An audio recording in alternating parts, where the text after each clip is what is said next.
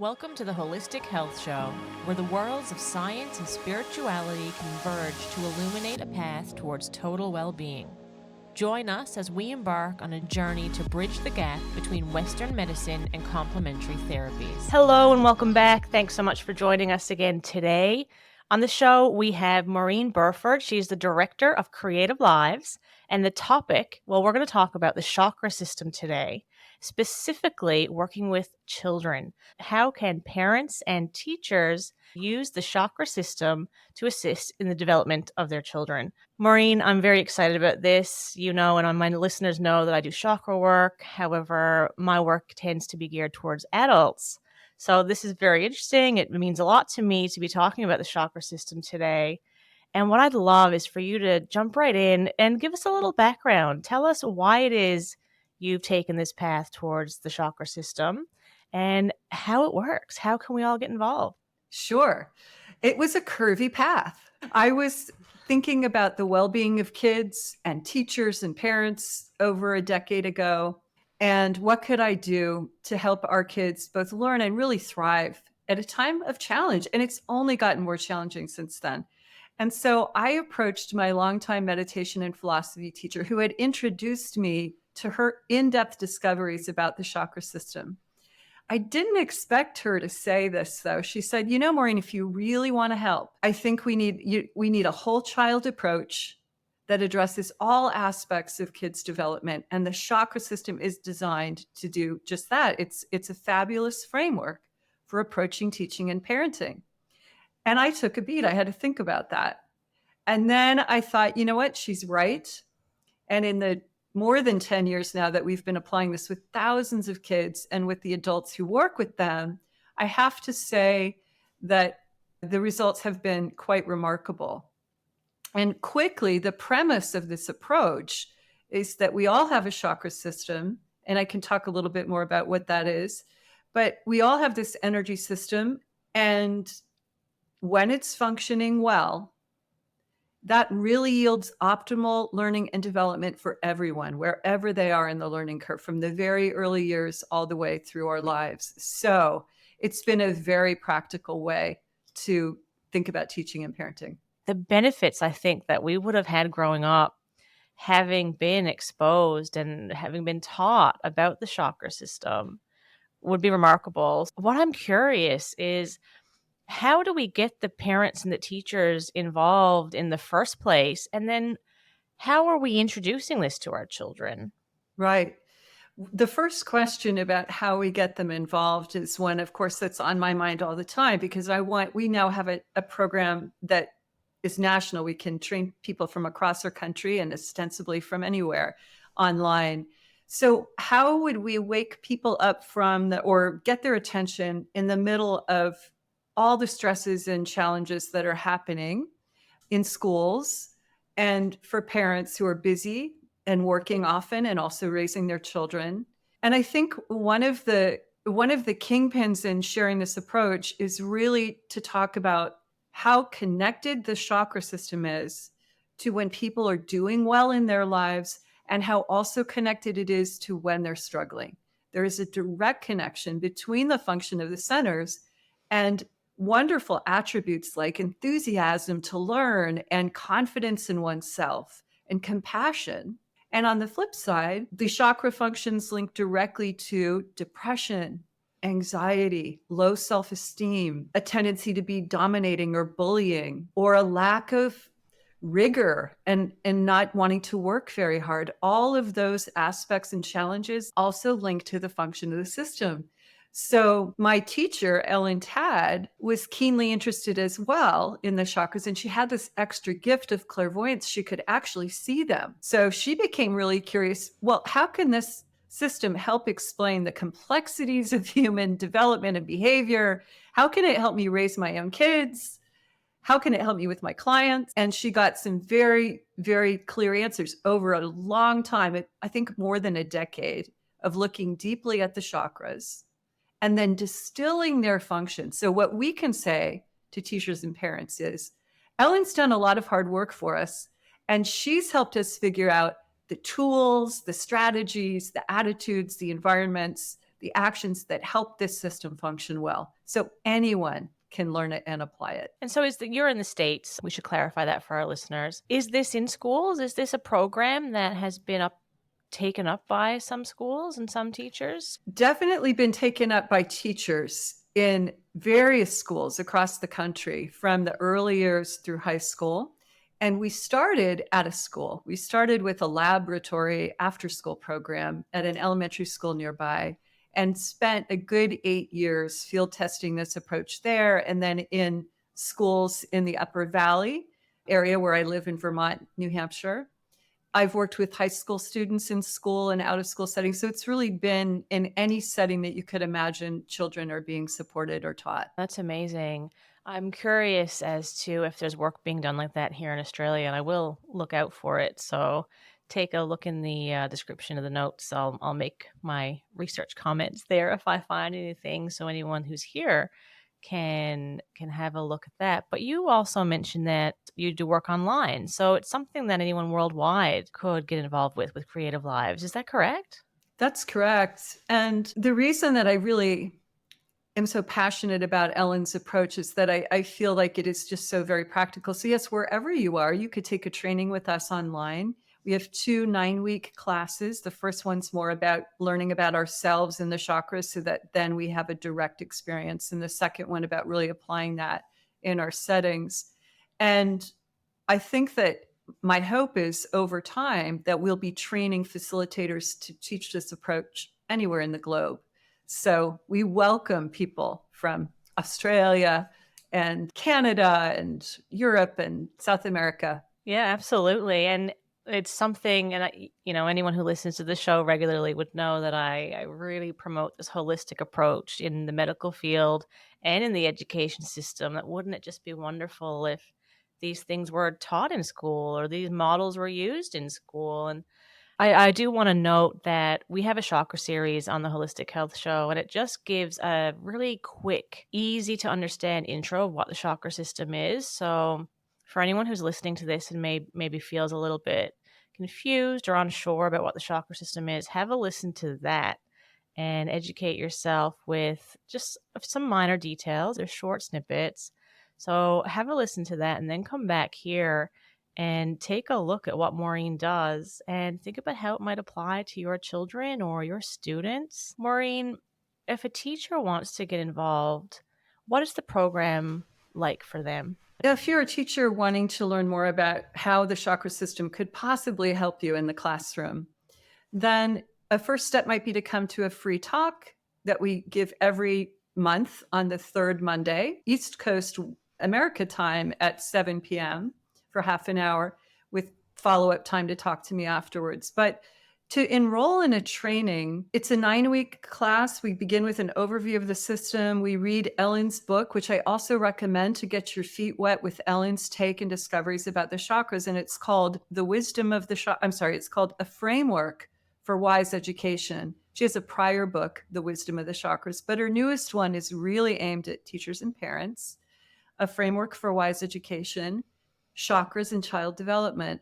And in the training, we go through this book and we practice exercises in class that help strengthen the crown chakra, which is the center of inspiration and connection. We could do a little walk down of Ellen's take on the chakras if that's helpful. And we study one chakra each week. We practice it. We notice what happens. And inevitably, students or learners in our adult training class will say, I feel like I'm learning about myself in a whole new way that's helping me gain courage with my colleagues, or understand why this child is behaving this way, or understand how to help this group kind of get on board. So really practical stuff. And so is this about helping teachers help their students, or parents help their children keep their chakras aligned, balanced? Right. So a concrete example could be really helpful. The third eye chakra is in the middle of the forehead, and it's the center that's associated with focus and concentration. When children place their focus deliberately there, I might call it the wise view with the child. I might say, aim for your wise view, tap the middle of your forehead, feel where that is, and then hold your focus there, and it's like a window opening up, and gently push your focus through that window. When a child who's been upset and feeling full and maybe gotten caught in a reaction gets re-engaged and gets that center opened up, they sound like a sage. So a little girl in a classroom setting was feeling really upset that she had been teased by her friends when she made a mistake in school, and she hadn't gotten over it. So we asked her to be our scientist and practice this technique from the framework. We call it the TAT technique. She put her focus in her solar plexus chakra, which is the center of feelings. And there was a lot of agitation and upset that her friends, how could they have done that? Why would they have done that? How can I forgive them? I don't know if I want to be their friend anymore. And then, just like an elevator, we had her lift her focus up out of her solar plexus, up through her chest, up through her neck, and park it right in the middle of her forehead. Imagine that window. Imagine she was pushing her focus through the window and with her eyes closed to see what she saw. What was different? What did she perceive from there? A comparison of perception, really, between the solar plexus focus and third eye focus. When she opened her eyes, there were about 30 kids watching her do this experiment in K through 5th grade, I want to say. She was instantly lit up, and she said, that was amazing, because when I got to my wise view, I saw that the reason my friends were teasing me was because they're embarrassed about when they make a mistake. And if I'm comfortable making mistakes because that's how I learn, that might help them feel more comfortable when they make a mistake too. And now that I understand, I don't feel hurt anymore. I feel fine. So this objectivity and ability to understand other people's behavior without taking it as personally. I asked the kids in the room, would anybody else like to go next? And every hand shot up because it was a radical shift. So one of the biggest errors that we make in America, and probably in many countries in the world, is to mistakenly place our focus in our center of feelings and try to navigate our life from feeling, which isn't really, it's a limited view. It's a view from our own feelings. It necessarily makes us a little bit more self-focused. But when we shift our focus to the third eye and we deliberately place it there and hold it there, our feelings align with our clarity. Our feelings change, and we gain an understanding of the consequences of what we say, what we do. This is the state we want to help kids be in, to be their best self, to do their best learning, to communicate with dignity and respect for each other. It flows. Those attributes flow from the wisdom that's innate to us when we access it. And the access point is truly the third eye chakra. It's really a remarkable change in awareness, isn't it? When you see these children going through that change. And I suppose, the parents and teachers who are going through the training are also then gaining that same understanding of self, the awareness. And what kind of feedback is it you're getting from the parents? From those enrolled in the course, one woman wrote at the end of the training, after thinking about and learning about these 7 chakras and their function in development and the 7 framework categories, which are based on the chakras, my question is, why would we use any other approach? I think her feeling and the feeling of the students in our courses is it's not less work, but understanding the chakra system and using these framework categories of development based on the chakras, it really simplifies in some ways our understanding of children and ourselves, such that we can address our own weaknesses. We're a little bit weakness phobic in the United States. We don't really embrace looking hard at mistakes to learn from them, which causes a lot of problems in self-esteem. So this is a system where it can help us, empower us to really look and grow, and then bring that growth to kids. That's a long answer to your short question. That's okay. I like long answers. And I'm thinking as well, this can feel like another task on the to-do list, or, in an already busy life. Parents, teachers, they're very busy. And I guess what I want to also point out is it's very challenging managing kids and your own big emotions. And insecurities. And it can almost feel impossible at times because we don't know how to do it ourselves in many cases. And so taking the time and really learning or gaining another tool to be able to do this and do it effectively, I think would relieve a lot of that stress and maybe make the to-do list feel a little easier, even though you may initially feel like you've got one more thing on your list that you have to do. Agreed. I really think that's right. That's spot on. And for example, just briefly, a mom came to us last summer just distraught. She'd had to take her second grader out of school due to crippling anxiety. She just couldn't go. And so she'd been homeschooling her, which is a big amount of her mom's time now spent every day working with her child. And not that she resented it, but it was a lot of unexpected work. And she was very anxious that her child would end up on medication. Was there anything she could do to perhaps prevent that trajectory? She took the training, applied it immediately with herself and with her little girl, and wrote me last fall to say, Dear Maureen, my daughter is back in school with no issues. She goes happily every day and uses framework strategies when her fears arrive. I can't thank you enough. And I thought, oh, if I'd known this when I was raising my own kids when they were really young, or if I'd known it myself when I was a little girl, I do think it's preventative as well as, a problem-solving tool. It can prevent anxiety from getting worse and it can correct it. It can help an anxious or discouraged child become re-inspired. And that certainly is a lift as a parent. I can imagine that as a huge relief for the child and the parent moving forward in the rest of their lives. And then being able to pass that along. That little girl can probably help her friends, and the mom can help her friends and their children. And it's just this domino effect, isn't it? Once we start putting this out there. Yeah.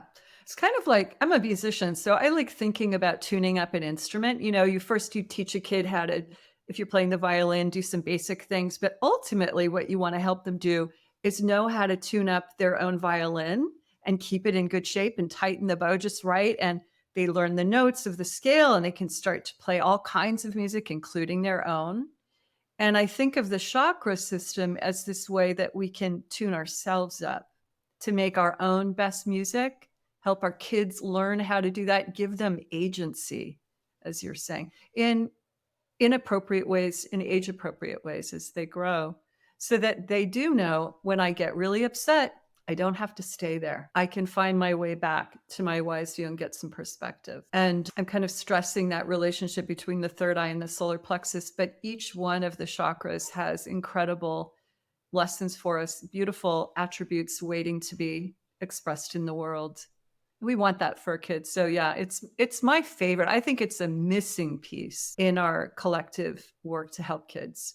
A missing piece, not the missing piece, but a really important one. And with children now more than ever experiencing stress and anxiety, whether that be going to school or any sort of social anxiety, certainly at the moment. And just really, again, with the big emotions, that they have a lot of them, and they have not learned where to put them or how to deal with them, when to accept them. I think this is a very, very welcome program for many. So I encourage everyone who's listening today to attend one of those free talks. Again, those are the third Monday of every month, and we'll post that information in the description of the video or in the podcast episode wherever you're listening. Where else can people either reach out to you or discover more? They can write to me at info@creativelives.org, and I will get right back to you if you have a question about this approach. You can, on our website, creativelives.org, there's a lot to explore there, including a beautiful video of a fourth grader using this TAD technique that I was talking about earlier, and a wonderful new interview with Ellen Tad herself. It's about 50 minutes long, but it's wonderful to hear Ellen share her gentle wisdom and experience of discovering about the chakra system and its really practical function in teaching and parenting. Thank you, Maureen. And again, we'll make sure we have all that information shared, so it's just one click away for everybody who's listening. Maureen, it's been a pleasure to have you on the show, sharing what you do with us all today. Thank you very much for your time. It's been a joy, Amy. So great to be with you. Thank you. Thanks for joining me on the Holistic Health Show and trusting me to guide you towards proactive healthcare. If you enjoyed the episode, don't forget to subscribe now on your favorite podcast platform and get ready to embark on an incredible journey toward holistic wellness. Until next time, be well and stay holistic.